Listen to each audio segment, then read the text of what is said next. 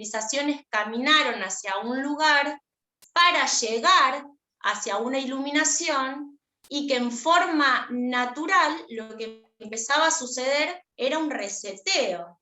Primero el físico, después el emocional, después el mental, después el sutil o el espiritual. Imagínate, Raquel, que después de estar caminando más de 20, 30 días, ¿te iluminás o te iluminás?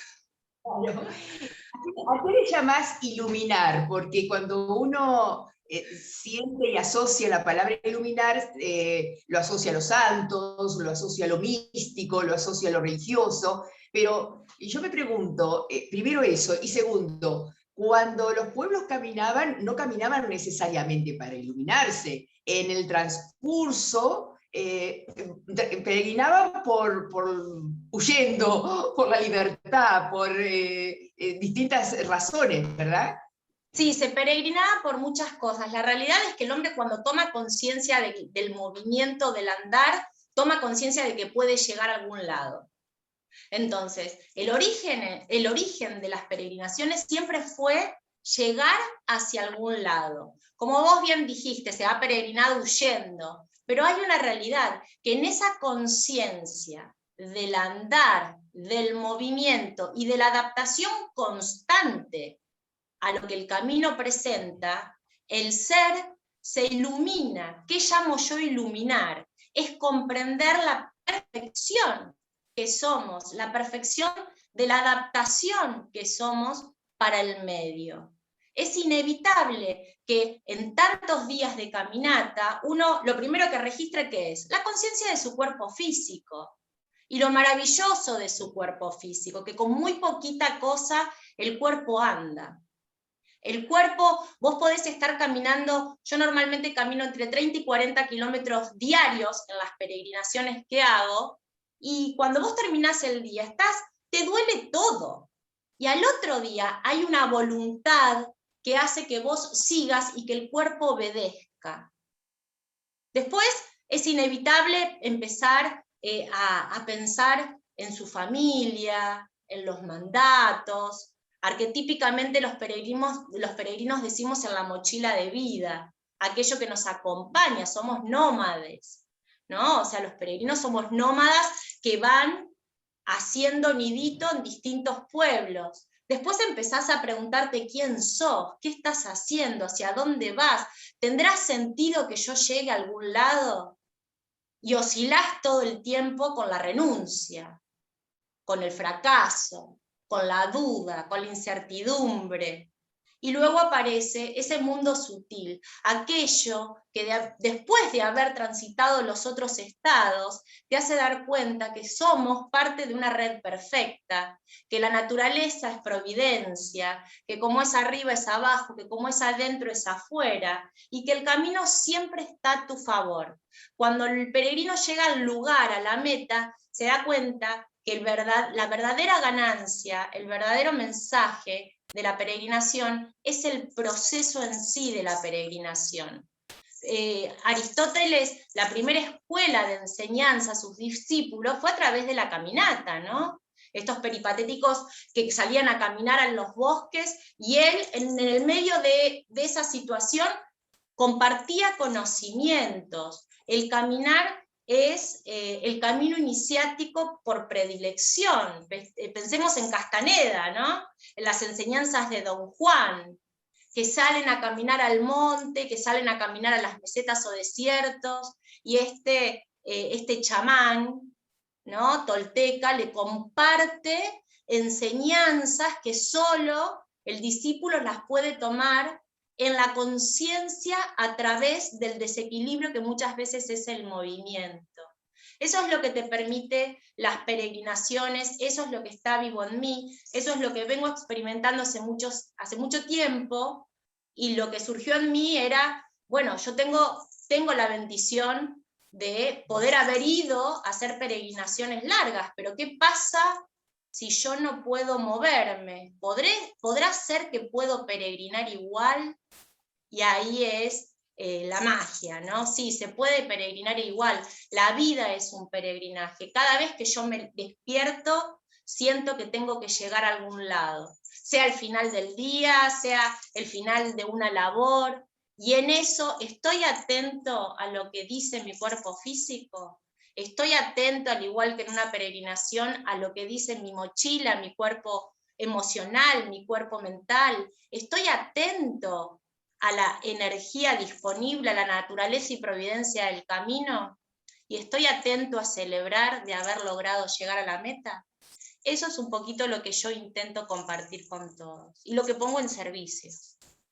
Fernanda, me hiciste acordar de Castaneda, cuando él hablaba de los miles de caminos que existen, millones, pero que hay un camino que solo es tu camino, pero que esta, decía él, solo lo puede responder un hombre viejo. Yo siempre pongo una mujer porque en esto de los géneros, hasta eso, hasta lo corrijo a Castaneda. Un hombre o una mujer vieja. O sea, y yo creo que en esto de vieja tú me vas a explicar. Seguramente no hablaba tanto de edad, sino hablaba de esto, del camino de recorrido. conciencia. Yo creo que Castaneda, cuando habla de viejo, asocia a viejo a sabiduría, ¿no? Cuando ese aprendizaje trasciende y se convierte en sabiduría, es en conciencia. Si nosotros vivimos la vida como un camino, realmente es un peregrinaje, realmente nuestra fortaleza va a estar en adaptarnos a lo que la circunstancia propone. Entonces, lo que yo intento compartir es esto. Claro, yo lo que decía, qué interesante esa visión, ¿no? De entender, de internalizar que el camino nuestro es único, es intransferible. Y entonces las comparaciones, todo lo que habitualmente el mundo de lo material nos lleva, nos distrae, nos lleva a otro espacio, no tiene lugar, porque no podemos más que aceptar, y creo yo que en la aceptación estaría el premio, ¿no? Acá el famoso director técnico de la selección uruguaya, que es un maestro de profesión, decía siempre que el camino es la recompensa. O sea, Uruguay no ha llegado a ser campeón del mundo, porque no siempre puede ser campeón del mundo, pero que el camino era la recompensa, o sea, cómo disfrutar ese viaje.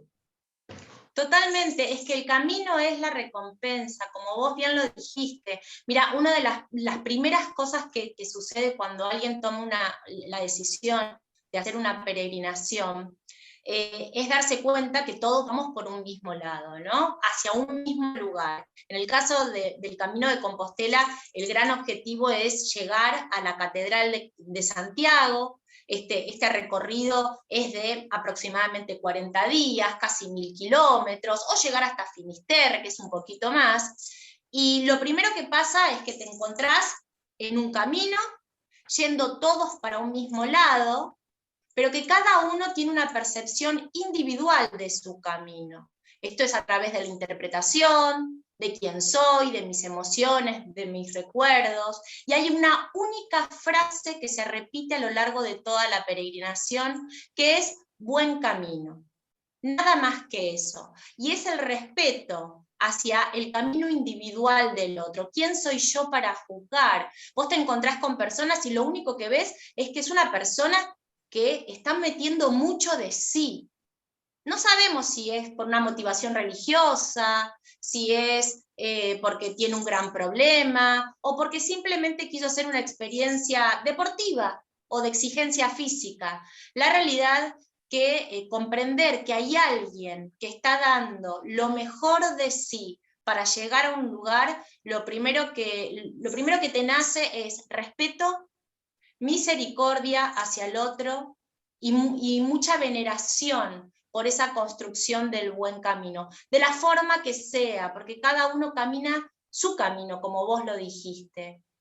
Pero lo que siempre se trata de compartir es el buen camino, que es el resultado de la trascendencia, ¿no? Estar en este plano para trascendernos, evolutivamente estamos en trascendencia. Lo que los peregrinos intentamos compartir es, bueno, aplicar esta filosofía que se experimenta desde largas caminatas, a poder hacerla diaria y trascender todos los límites, todas las fronteras, como vos dijiste. En esta pandemia se hicieron peregrinaciones virtuales, gente que se encontraba una vez por semana o una vez al día de distintas partes del mundo, al igual que un camino de peregrinación. Se conversaba sobre algo, se reflexionaba sobre algo, y se terminaba agradeciendo y deseando el buen camino. Maravilloso.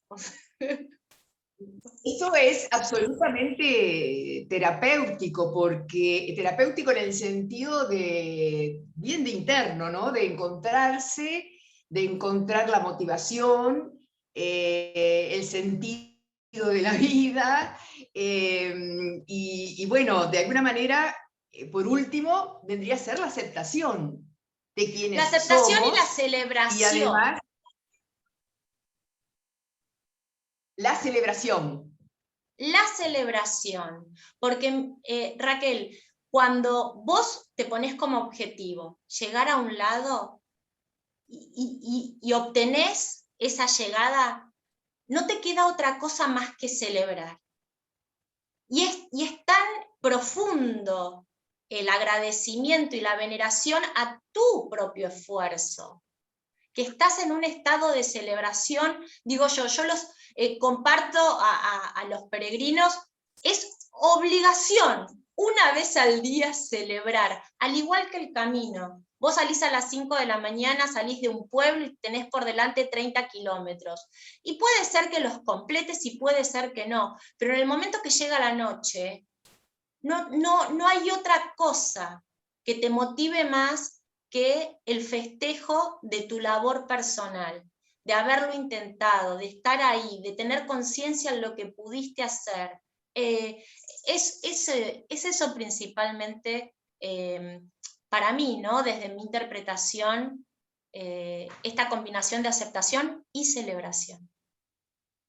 Bien, ¿y cuáles son los caminos terapéuticos, ya que hablamos de caminos terapéuticos que tú recorres además de los caminos caminados? Mi propuesta, bueno, yo voy de peregrinación siempre a estudiar el proceso del peregrino. Yo lo que me daba cuenta que cuando salía a caminar por largo tiempo y en un estado de conciencia, esto empezaba a tener una comprensión individual que era muy reveladora para mí. Y la verdad, digo yo, la verdad siempre debería compartirse. Entonces, mi llamador a poder compartirlos con otros, mi motivación era, bueno, ¿qué pasa con aquella persona que no puede caminar? ¿O qué pasa con aquel que no puede ir hasta España a tomarse 20, 30 días a caminar? ¿Puede ser que esta filosofía sea aplicada igual? Sí. Y ahí empecé a investigar y ahí empecé a idear una metodología donde armaba eso, ¿no? Una metodología de acompañamiento. Yo intento ser una guía compartiendo durante 40 días de acompañamiento un camino de peregrinación, donde primero vamos a activar la conciencia del cuerpo físico a través de los sentidos, la conciencia de la realidad. ¿Qué es el camino? El camino es algo que yo voy, pero que para vos va a ser de una manera, para mí va a ser de otra, y eso está bien. Después vas a activar la conciencia de tu mochila, tu herencia, qué llevamos, a quién llevamos en la mochila, de tus bastones del camino, ¿no? Siempre jugando con los arquetipos, la simbología arquetipal de un peregrino, que es la mochila, los bastones. ¿Quién sos? ¿Cuáles son tus bastones de vida? ¿Cuáles son tus dones? ¿Cómo ves la energía sutil del camino? Entonces, las personas vienen a que de alguna forma yo los acompañe en un camino de introspección de 40 días, y sucede exactamente lo mismo que si nos fuéramos a los Pirineos franceses a caminar. No podemos hoy, ¿no? O sea, hoy no podemos irnos a ningún lado. Así que las personas vienen acá, salimos a caminar, pero las que no pueden caminar, nos encontramos una vez por semana a través de una reunión, como si fuera una reunión o un encuentro terapéutico clásico, pero esta especie de psicóloga, artista, guía espiritual, te va acompañando, guiándote en un peregrinaje. ¿Y qué sucede en esta metodología, terapia de peregrinación? Al igual que en el camino sucede eso. Hay una revelación, hay una iluminación y hay un efecto irreversible. No vas a encontrar a ningún peregrino digno de llamarse así que te diga que va a dejar de andar. Es muy difícil a veces de transmitir en palabras, pero es así, ¿no? Es un hambre de camino, es un hambre de estar en el aquí y ahora disfrutando y sorprendiéndote con la capacidad que tenés de adaptación a la vida. Fernanda, y aquellos casos múltiples que se dan de renunciamientos o de heridas profundas, en lo espiritual, hablo de lo espiritual o de lo psíquico, ¿no? Sí. ¿Con qué tecnologías o con qué técnicas te acompañas además del caminar? Mira, yo lo que intenté fue, en esta metodología, no hacer otra cosa más, lo único que puedo hacer que es compartir. Yo desde muy chica tuve siempre mucha facilidad por la comunicación o por el entendimiento, soy una buscadora natural, entonces la psicología clásica, la psicología evolutiva, la transpersonal, la biodecodificación, bio-neuroemoción, la astrología, la simbología, la magia, la alquimia, son las distintas disciplinas que yo uso como herramienta para compartir conocimientos. Y al igual que un camino iniciático, el maestro acompaña a un discípulo, primero en una forma verbal, ¿no? Las grandes tradiciones se comparten en forma verbal, y después le da un soporte del conocimiento y una invitación a la experimentación. Nosotros no podemos trascender nada que no lo pasemos por el cuerpo también. Entonces, lo que yo voy haciendo con estos peregrinos, con esta metodología de caminar consciente, es ir guiándolos.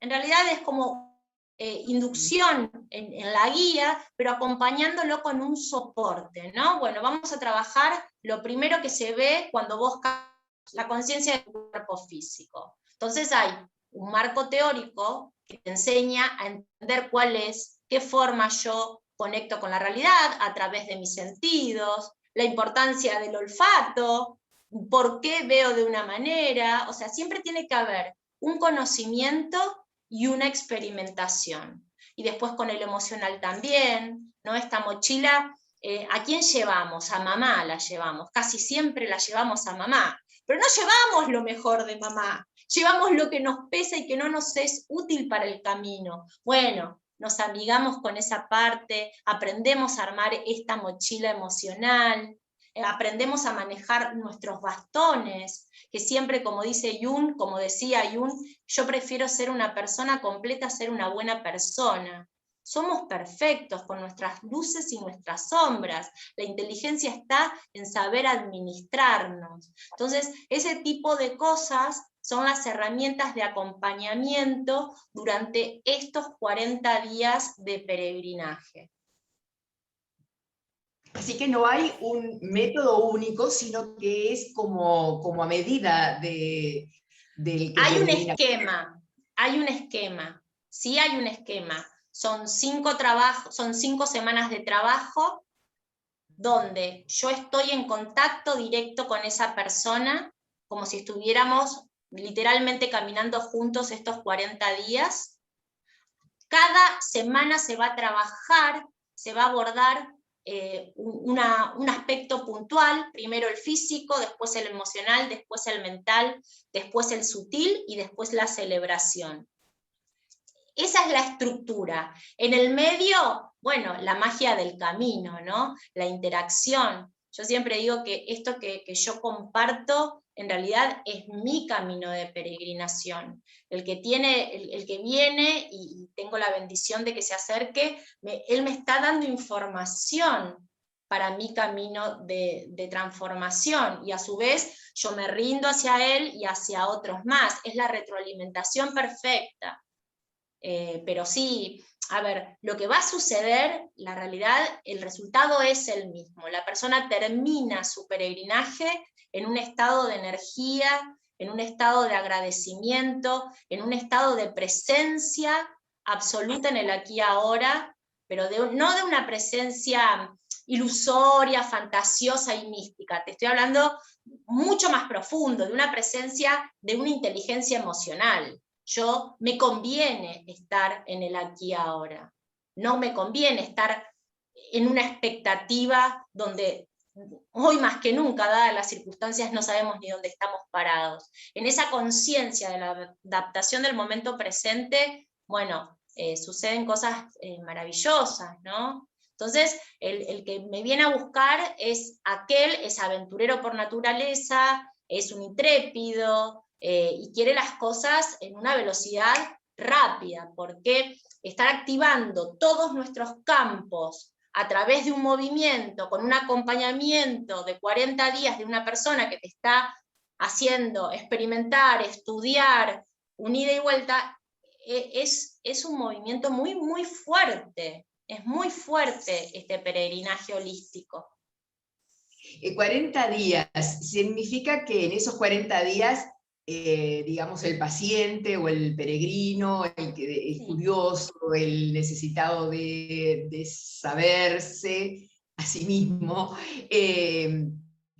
culmina esa mirada de sí mismo. ¿Hay una continuidad? Es necesario, porque las terapias que uno entiende, que uno conoce, son terapias que demoran muchísimo tiempo. Eternas. Eternas. Sobre todo en la Argentina, que creo que el psicoanálisis debe ser el país que más lo ha desarrollado, ¿no? Mira, lo que sí sucede es que en estos 40 días, al igual que cuando te encontrás en el Camino de Compostela, sabés que esa persona vive en vos, va a vivir en vos por siempre. Es magnífico, ¿no? O sea, hay un punto de unión muy fuerte, pero al igual que los caminos iniciáticos, el objetivo del guía o maestro no es que el discípulo quede apichonado debajo de su brazo. Ya está, él transmitió la información que fue recaudando a lo largo de su historia, a lo largo de otros maestros, y el objetivo de un iniciado es compartir esa experimentación con alguien más, que esa persona la desarrolle y que siga. Entonces, la verdad es que a veces, puntualmente, vuelven para, no sé, salimos a caminar, conversamos algún tema puntual y nada más, porque las herramientas ya están todas ahí presentes, ¿no? O sea, es como una inyección, como una introducción de un chip, de un reseteo integral en esta metodología. Entonces, eso también es lo que lo hace tan efectivo, pero a su vez es muy místico porque es muy difícil de explicar.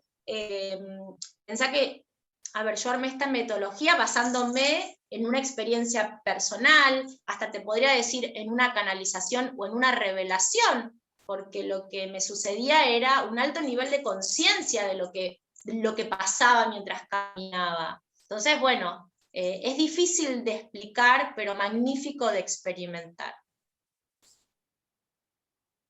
Contame algún episodio, algún evento, algo que realmente te haya conmovido en este camino, ya sea con otros o contigo misma.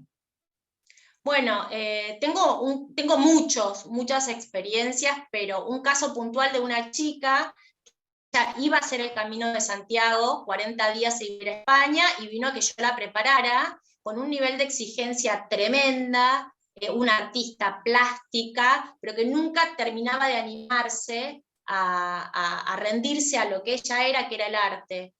Fue al camino, yo también en ese momento estaba en España haciendo otra parte del camino, y ella iba muy determinada, ella sabía que tenía que trabajar su exigencia, su autoexigencia, su valoración, y empezó a caminar, salió de Francia, y al término de una semana se rompió las dos piernas.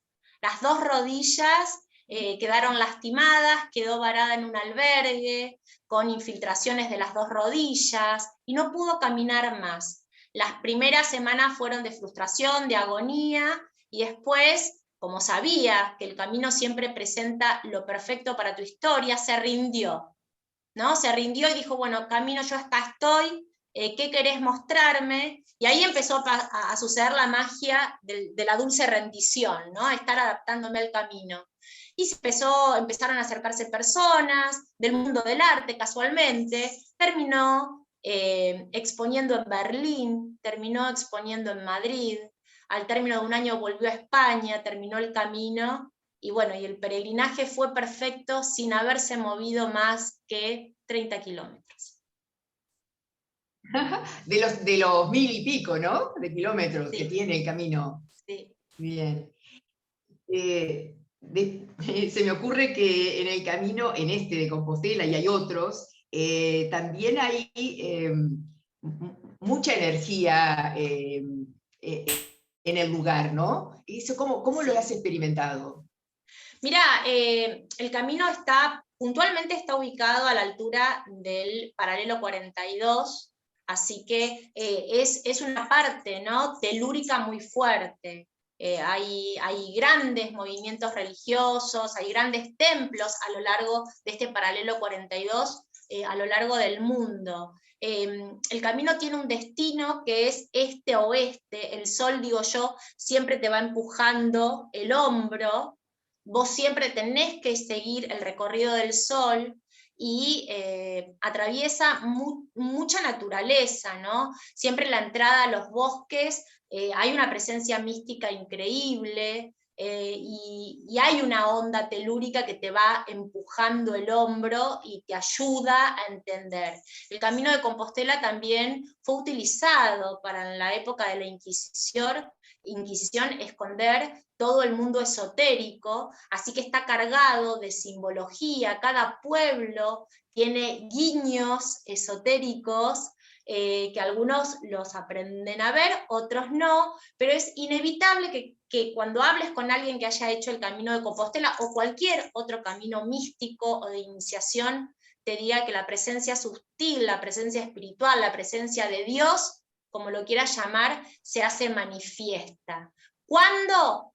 Desde mi experiencia, principalmente cuando los otros campos más densos se acomodan. Después, bueno, pensá que la última parte del camino, que es la entrada a Galicia, Galicia es la zona más mística y religiosa de toda España. Tenés cruceros por todos lados, las meigas gallegas, la humedad propia de los bosques y los mares.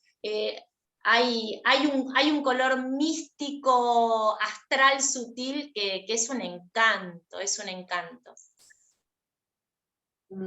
Y en esta búsqueda, ¿cómo planificas tu venida en algún momento o tu llegada a Uruguay?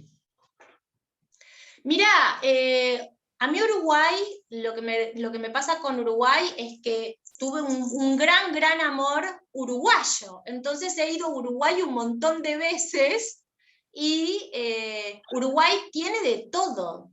Tiene tanta naturaleza, tiene tanto color, tanta cosa como para esos caminos para andar, que sería un encanto poder hacer peregrinaciones en Uruguay. De hecho, acá en Argentina está presentado un proyecto de Argentina Peregrina, que es compartir el instrumento de peregrinación como eso, ¿no? Como un instrumento más allá de una función eclesiástico-religiosa, sino como algo terapéutico, algo de conciencia, y sería también muy interesante poder presentarlo en Uruguay, ¿quién te dice?